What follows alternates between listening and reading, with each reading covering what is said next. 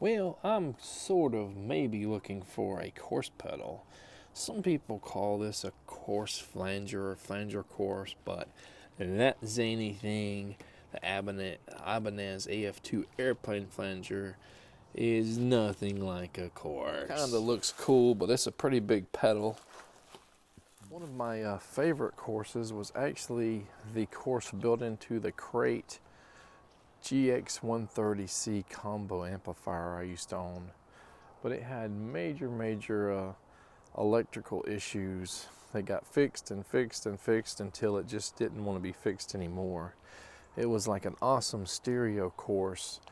Maybe it was because it was in stereo that it sounded so cool. Maybe the tone and stuff of the course or whatever wasn't that great. Am I just remembering it wrong? It seems like that amplifier is associated with like death metal and even some of the stuff like Zakk Wylde playing like Randy Rhoads songs and maybe stuff like Into the No More Tears and album and stuff like that. Is there a course that sounds similar that may sort of emulate that stereo tone, that stereo coarse effect without being in stereo? I have a coarse effect in this Vox Valvetronics tube amplifier. And there are coarse effects in this Line 6 Spider 3, but it kind of shares the wheel with the flange, right? So I believe you can only get coarse up here in this one little area, then you go down here and then it's flanger. There are also coarse effects in this acoustic modeling processor, the Chord Toneworks AX10A,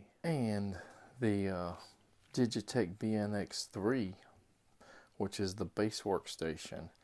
It's a multi-effects system and recorder, and it's got an expression pedal, very heavy built. I think they were pretty pricey and popular back in the day.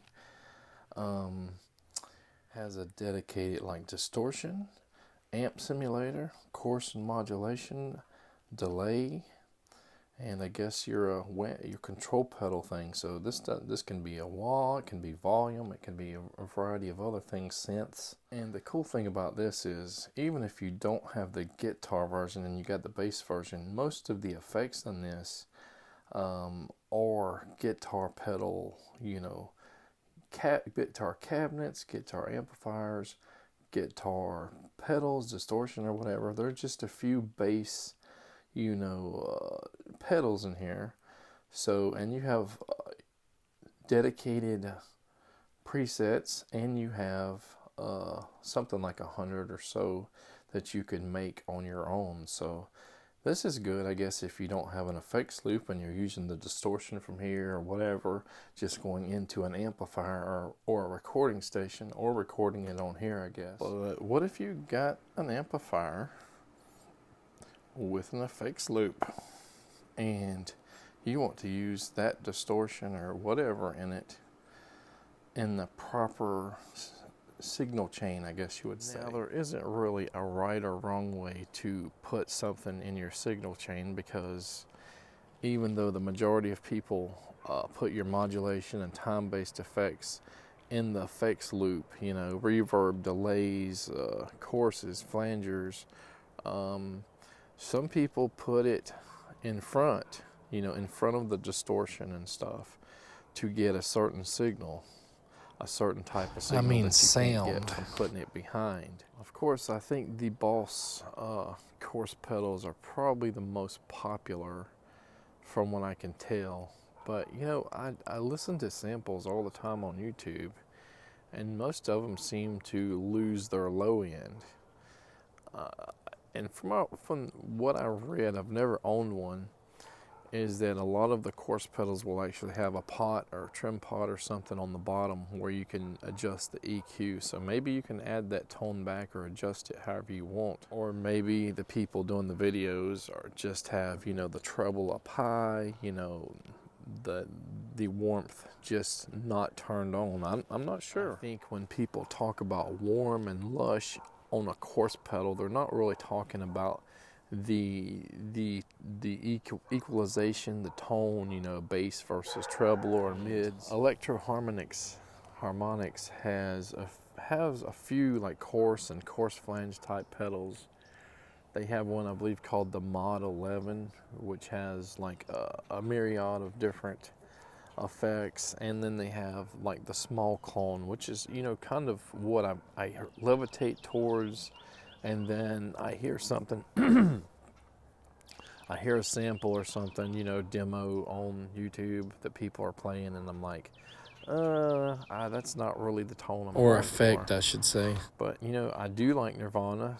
Kurt Cobain, you know, used it. I guess the small clone or something in that type of EHX pedals. With that said, I don't think that's the same tone as the Crate, you know, has, or I should say the same effect. Also have to ask myself, are effects loops like a dying trend, something that is just falling out of favor for multi-effects, you know, systems? You know, from what people say, they're getting better and better. Even Chinese-made junk, you know, can emulate pretty much any kind of sound if you program it in there, DSP effects. And even some of the moderately expensive multi-effects systems don't cost more than like 2 or 3 just individual pedals. I mean, you might get 50 different effects in a $500 system, and you may buy a $100 pedal and a $250 pedal and a, you know, $160 pedal, and you got 3 pedals. You know, hopefully you like what you get out of them, you know, but can you do it with an all, you know, just all in one, or mostly get most of your effects from one of these guys? Or, you know, this is old and outdated obviously, but it is really good. This is a really nice pedal. I use it for guitar more than bass. The reason I'm bringing it up isn't because of just the cost of pedals versus a multi-effects processor. Most amplifiers just do not have an FX loop, or, you know, send and return in them.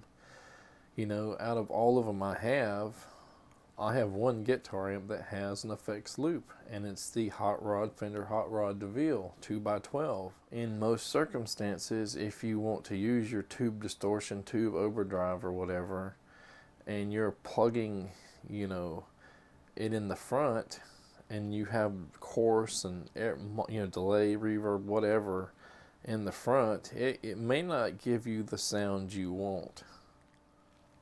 I really do not understand why they don't just add that to any like amp that's like $200-300 plus. I mean, how much could it cost for them to put 2 1/4 plugs between the preamp and the amplifier, you know? And here's another thing, and we'll go back to costs. You can a lot of times buy a multi-effects processor, a cheaper one, that has distortion, everything, all courses, flangers, tremolo, vibrato, everything. Or you can buy a modulation specific, you know, modeler, and that might even be more money. So do you just put something like this in the effects loop if you want to use it, and just don't use the distortions and overdrives? Or do you just get 2 effects processors, one pre, one post? When I bought the 130C Crate amp, and that would probably been in the early to mid 1990s, they were everywhere for $100 a piece. And there have been some, I guess, professional studio albums made, you know, from a few metal bands and stuff that use that. So over time people learned that, and they became more in demand. So you can no longer get one for $100.